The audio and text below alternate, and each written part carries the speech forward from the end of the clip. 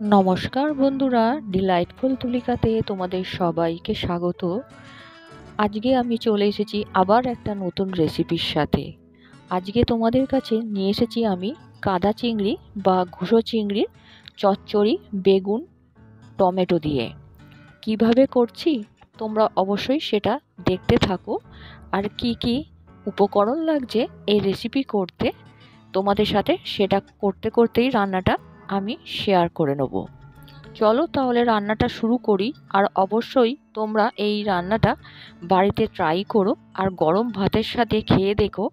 এই পদ থাকলে আর অন্য কোনো রকম কোনো কিছু লাগবে না। চলো তাহলে রান্নাটা শুরু করা যাক।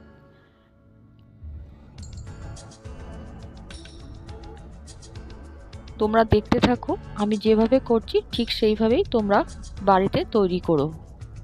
প্রথমে আমি 200 গ্রাম কাদা চিংড়ি নিয়েছি, ভালো করে ধুয়ে নিয়েছি।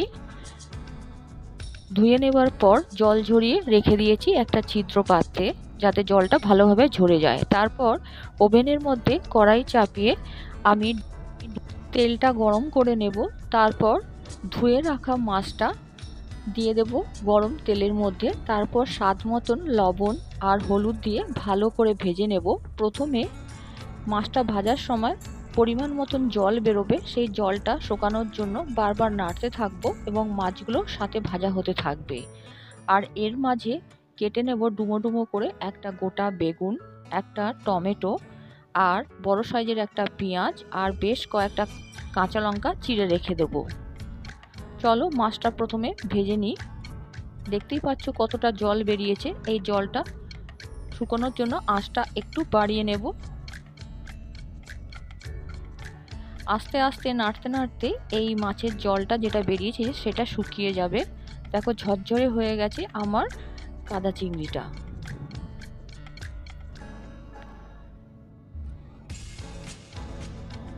ঘুষো চিংড়ি বা কাদা চিংড়ি যে কোনো বাজারেই তোমরা পেয়ে যাবে। দেখো চিংড়ি মাছটা আমার ভাজা হয়ে গেছে, আমি একটা পাত্রে তুলে নেব।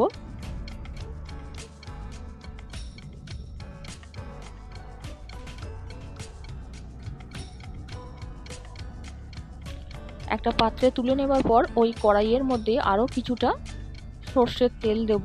তারপর কেটে রাখা ডুমো ডুমো করে বেগুনটা দিয়ে বেশ কিছুক্ষণ ধরে নেড়ে নেব। তারপর কুচিয়ে রাখা টমেটো, পেঁয়াজ, চিড়ে রাখা কাঁচা লঙ্কা সমস্ত কিছু দিয়ে ভালোভাবে ভাজতে থাকবো।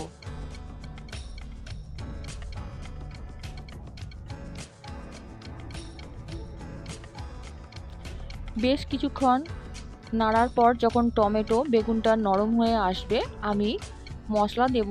জিরে হাফ চামচ, ধনে হাফ চামচ, লঙ্কা গুঁড়ো যে যেমন ঝাল খাও সে পরিমাণ ঝালটা দিও, কারণ আমি এর মধ্যে কাঁচা লঙ্কা দিয়েছি বেশ কয়েকটা।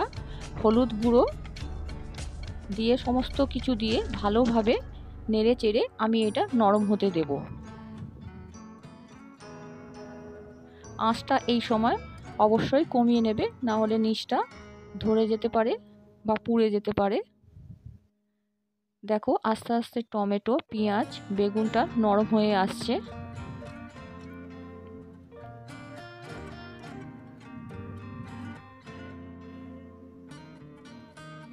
অল্প পরিমাণ আদা দিও, বেশি আদা দেওয়ার দরকার নেই, আদাটা তোমরা নাও দিতে পারো।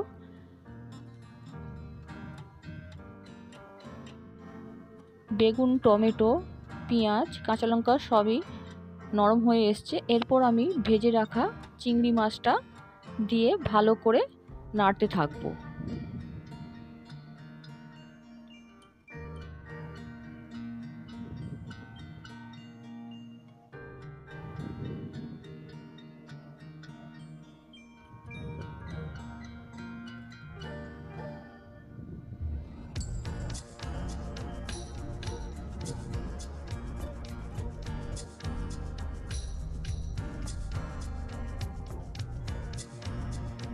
দেখো রান্না আমার প্রায় রেডি।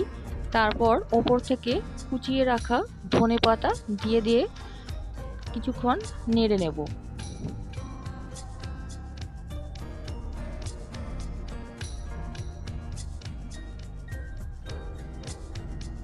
ধনেপাতা তোমরা অবশ্যই রান্নার শেষে দিও, কারণ ধনেপাতাটা বেশি নরম হয়ে আসলে ভালো লাগবে না।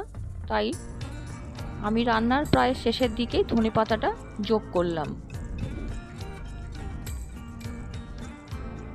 রান্না আমার রেডি। একটা পাত্রে আমি এটা ঢেলে নেব।